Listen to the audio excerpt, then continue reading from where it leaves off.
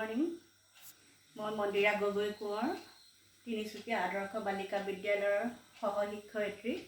আজি মই তোমালোকক ইতিহাসৰ বিষয়ে পঢ়াবলৈ ওলাইছোঁ। ইতিহাসৰ প্ৰথম অধ্যায়টো প্ৰথমতে আমি পঢ়িবলৈ লওঁতে ইতিহাস বা বুৰঞ্জী মানে কি তাকে আমি জানিব বিচাৰিছোঁ। বুৰঞ্জী মানে হ'ল নজনা কথাৰ জনাৰ ভঁৰাল।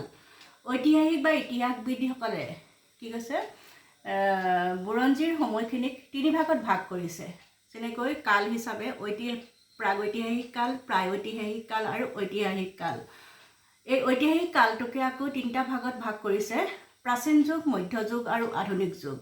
এতিয়া আমি আধুনিক যুগৰ বিষয়ে পঢ়িবলৈ লৈছোঁ। এতিয়া মধ্যযুগৰ শেষৰ ফালৰ পৰাই লাহে লাহে আধুনিক যুগৰ আৰম্ভ হৈছিলে। এতিয়া আধুনিক যুগতেই ব্যাপকভাৱে গোটেই পৃথিৱীতে বিশেষকৈ ইউৰোপীয়ান কাণ্ট্ৰিবিলাকে ঔপনিৱেশিকতাবাদ আৰু সাম্ৰাজ্যবাদ বিকাশৰ কাৰণে তেওঁলোকে উঠি পৰি লাগিছিলে। গতিকে সেই ঔপনিৱেশিকতাবাদৰ বিষয়ে আমি এই পাঠটোত আমি পঢ়িম আৰু লগতে সাম্ৰাজ্যবাদৰ বিকাশ কেনেকৈ হৈছিল সেইটো আমি পঢ়িম। প্ৰথম অধ্যায়টোতে আমাৰ আছে যে এতিয়া ঔপনিৱেশিকতাবাদ আৰু সাম্ৰাজ্যবাদৰ বিকাশৰ অধ্যায়টোৰ মূল কথা হৈছে সাম্ৰাজ্যবাদৰ বিকাশৰ পূৰ্বচত্ৰ, ঔপনিৱেশিকতা আৰু সাম্ৰাজ্যবাদৰ সংজ্ঞা, ঔপনিৱেশিকতাবাদ আৰু সাম্ৰাজ্যবাদৰ বিকাশৰ পূৰ্বচত্ৰ, সাম্ৰাজ্যবাদৰ সম্প্ৰসাৰণ, এছিয়া আৰু আফ্ৰিকাত সাম্ৰাজ্যবাদৰ সম্প্ৰসাৰণ আৰু প্ৰশান্ত মহাসাগৰীয় অঞ্চলত আমেৰিকা যুক্তৰাষ্ট্ৰৰ আধিপত্য বিস্তাৰ, সাম্ৰাজ্যবাদ বিশ্ব অৰ্থনীতিৰ নৱতম প্ৰকাশ। এতিয়া আমি প্ৰথমতে ঔপনিৱেশিকতাবাদৰ সংজ্ঞা হিচাপে আমি ঔপনিৱেশিকতাবাদনো কি তাকে চাওঁ আহা। ঔপনিৱেশিকতাবাদ বুলিলে আমি বুজোঁ যে সাধাৰণতে এখন দেশৰ একাংশ লোকে জীৱন আৰু জীৱিকাৰ সন্ধানত প্ৰব্ৰজনৰ যোগেদি, যাক ইংৰাজীত মাইগ্ৰেশ্যন বুলি কোৱা হয়, মানে এখন দেশৰ পৰা বা আন এখন দেশলৈ বা এখন ঠাইৰ পৰা আন এখন ঠাইলৈ জীৱন আৰু জীৱিকাৰ সন্ধানত প্ৰব্ৰজনৰ যোগেদি এখন দেশত অস্থায়ীভাৱে বসবাস কৰিবলৈ লোৱাটোকে বুজায়। স্থায়ী নহয়, অস্থায়ী। তাৰপিছতে হৈছে সাম্ৰাজ্যবাদ।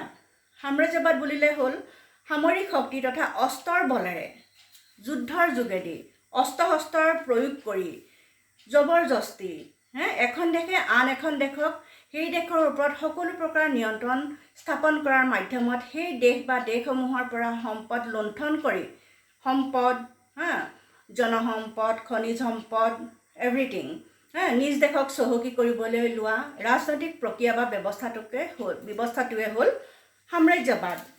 এতিয়া আমি বহুলভাৱে এতিয়া ঔপনিৱেশিকতাবাদ কেনেকৈ উৎপত্তি হৈছিলে, ইউৰোপত প্ৰথম কেনেকৈ ঔপনিৱেশিকতাবাদৰ শিপা মেলিছিল তাৰ কাৰণবিলাক আমি চাওঁ আহা।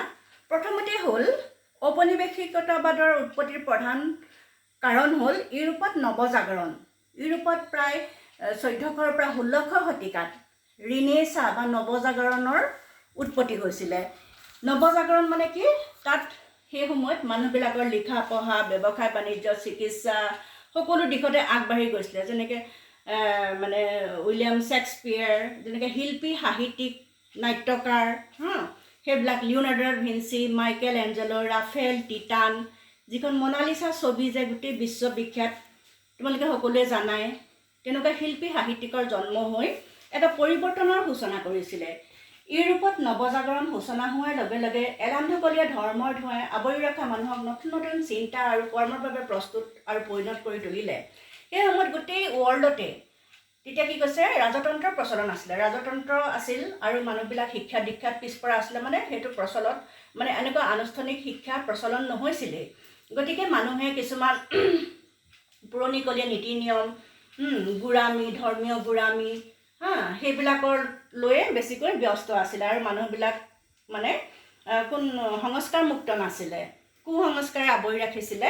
আমাৰ হিন্দু ধৰ্মই হওক বা খ্ৰীষ্টান ধৰ্মই হওক, ইছলাম ধৰ্মৰ প্ৰাৰম্ভিক পৰ্যায়ত তেওঁলোকৰ মানসিকতা বহুত গোড়ামী আছিলে আৰু সেইকাৰণে সৰ্বসাধাৰণ মানুহে বহুতো কষ্ট ভোগ কৰিবলগীয়া হৈছিলে।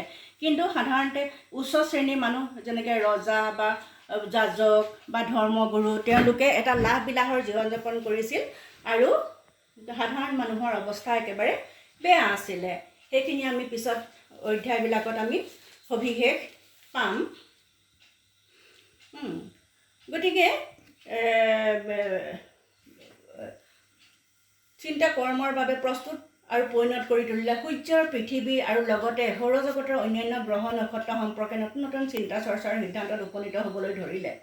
এতিয়া সূৰ্য, পৃথিৱী, এতিয়া মানুহবিলাকৰ মাজত ভুল ধাৰণা আছিলে যে পৃথিৱীয়ে সূৰ্যৰ চাৰিওফালে ঘূৰে নে সূৰ্যই পৃথিৱীৰ চাৰিওফালে ঘূৰে। যেনেকৈ কপাৰ্নিকাছ, গেলিলিঅ'য়ে টেলিস্কোপ আৱিষ্কাৰ কৰিলে, মেগেলান, তেওঁলোকে গোটেই পৃথিৱী ভ্ৰমণ কৰি প্ৰমাণ কৰিলে যে পৃথিৱীখন দীঘলীয়া বা চেপেটা নহয়, ই গোলাকাৰহে। গতিকে কপাৰ্নিকাছে প্ৰমাণ কৰিলে যে সূৰ্যই পৃথিৱীৰ চাৰিওফালে নুঘূৰে, পৃথিৱীয়েহে সূৰ্যৰ চাৰিওফালে ঘূৰে। গতিকে সেই তেনেকুৱা ভ্ৰান্ত ধাৰণাবিলাক এওঁলোকে কি কৰিলে, মানুহৰ মনৰ পৰা আঁতৰাই এটা সত্য প্ৰমাণিত কৰিলে। দূৰ দূৰান্তৰ মহাসাগৰৰ সিপাৰে নেদেখা দেশ দেখা আৰু নুশুনা ঠাই চোৱাৰ হেঁপাহ কৌতূহল দিনক দিনে বাঢ়ি গ'ল। সাধাৰণতে আমাৰ পূবৰ দেশ, এই প্ৰাচ্য বুলি কোৱা হয়, এই ইউৰোপীয়ান দেশবিলাকে পূবৰ দেশ, বিশেষকৈ আমাৰ ভাৰত বহুতো মানে ঐশ্বৰ্যশালী দেশ বুলি তেওঁলোকে প্ৰাচীন কালৰ পৰাই শুনি আহিছিলে। কাৰণ আমাৰ ভাৰতত সেই সময়ত যিটো প্ৰাচীন কালৰ পৰা আমাৰ ভাৰতীয় ৰজা মহাৰাজাসকলে বা মানুহবিলাক যথেষ্ট ধৰ্ম বিশ্বাসী আছিলে।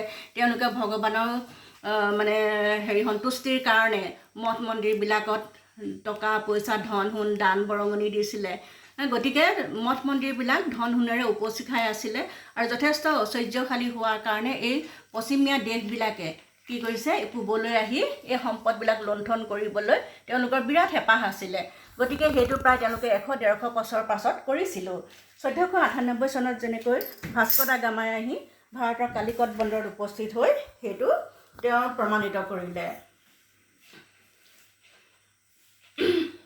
মহাসাগৰৰ বুকুত জাহাজ মেলি দিয়াৰ জোখাৰে মানুহ সাহসী সষ্টম হ'ল। টেলিস্কোপ আৰু দিশ নিৰ্ণয়কাৰী যেনেকৈ মেৰিনাৰ কম্পাছে সাধাৰণতে কি দিশ নিৰ্ণয় কৰে। গতিকে জাহাজত তেওঁলোকে কম্পাছ লগাই লৈছিলে। সেই দিশত মানুহক অধিক উৎসাহিত কৰিলে। ফলত আৰম্ভ হ'ল ভৌগোলিক অনুসন্ধান। এতিয়া এই ভৌগোলিক অনুসন্ধান বা ভৌগোলিক আৱিষ্কাৰটো এটা বৰ ডাঙৰ বস্তু। গতিকে অনুসন্ধান আৰু আৱিষ্কাৰৰ যুগ। এই ভৌগোলিক আৱিষ্কাৰ আৰু সমান্তৰালভাৱে আৰম্ভ হ'ল মহাসাগৰৰ সিপাৰে ৰাজ্য বিস্তাৰৰ কাহিনী আৰু তাৰ লগে লগে আৰম্ভ হ'ল ঔপনিৱেশিকতাবাদৰ। দ্বিতীয়তে হৈছে ভৌগোলিক আৱিষ্কাৰ। দীৰ্ঘদিনীয়া ধৰ্মযুদ্ধৰ পাছত ইছলামৰ বিপৰীতে খ্ৰীষ্টান ধৰ্মৰ প্ৰচাৰ, তীব্ৰ আকাংক্ষা পূৰণৰ অদম্য স্পৃহা।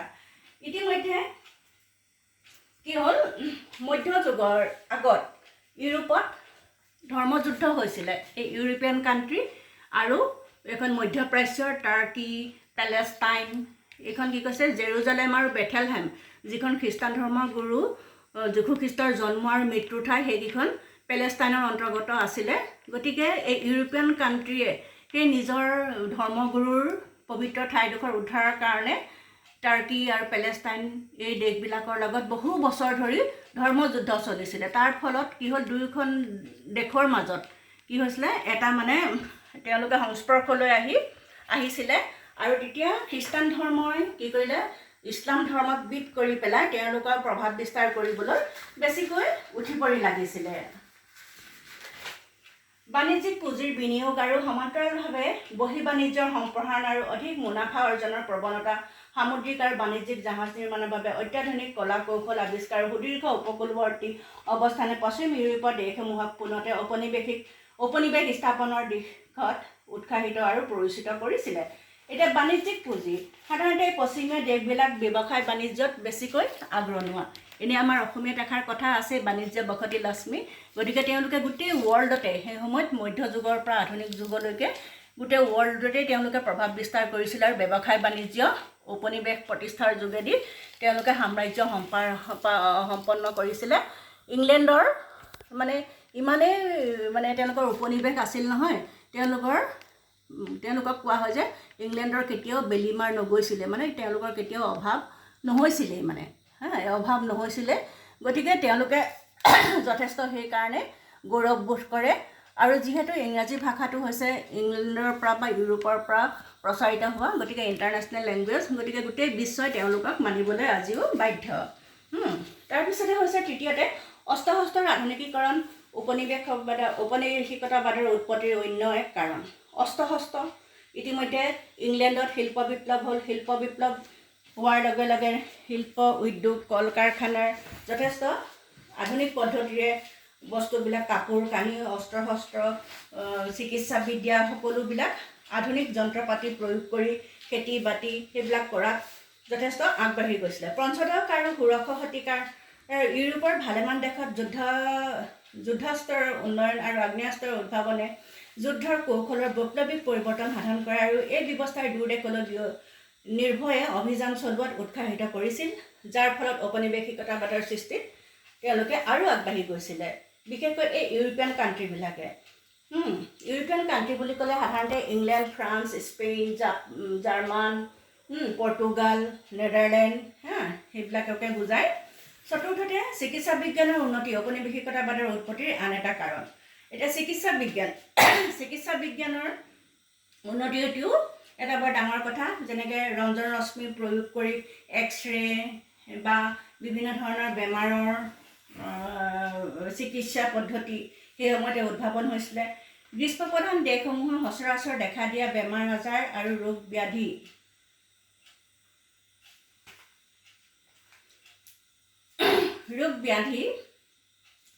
তেনে বেমাৰৰ দ্বাৰা আক্ৰান্ত লোকৰ চিকিৎসাৰ বাবে ঔষধ পাতি আৱিষ্কৃত হোৱাত এছিয়া আৰু আফ্ৰিকাৰ নিচিনা দুৰ্গম দেশ আৰু অঞ্চলসমূহতো ভৌগোলিক অনুসন্ধানৰ আৱিষ্কাৰৰ লগতে ঔপনিৱেশ স্থাপনৰ প্ৰক্ৰিয়াত সহায় সাহায্য হৈ পৰে।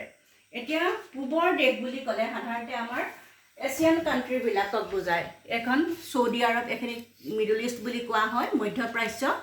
তাৰপিছতে আমাৰ ইণ্ডিয়া, পাকিস্তান, চাইনা, এখন জাপান, এখন কোৰিয়া, তললৈ আছে এইখিনি জাভা, সুমাত্ৰা, বৰ্নিও, বালি, এইখিনি চৌদি আৰৱ, ইৰাক, ইৰাণ, এই গোটেই দেশবিলাকক কি বুলি কয় আমি এছিয়া মহাদেশৰ অন্তৰ্গত।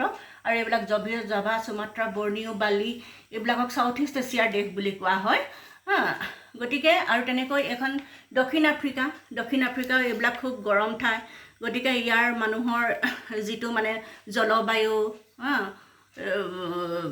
সেইবিলাক বেলেগ, উষ্ণতা বেলেগ হোৱাৰ কাৰণে এই পশ্চিমীয়া দেশবিলাক সাধাৰণতে কি এখন নৰ্থ পলত পৰিছে, উত্তৰ মেৰুত পৰাৰ কাৰণে ইউৰোপীয়ান দেশবিলাক কি কৈছে এই মাজতে আছে এখন আমাৰ আটলাণ্টিক মহাসাগৰ, উত্তৰ আটলাণ্টিক আৰু দক্ষিণ আটলাণ্টিক।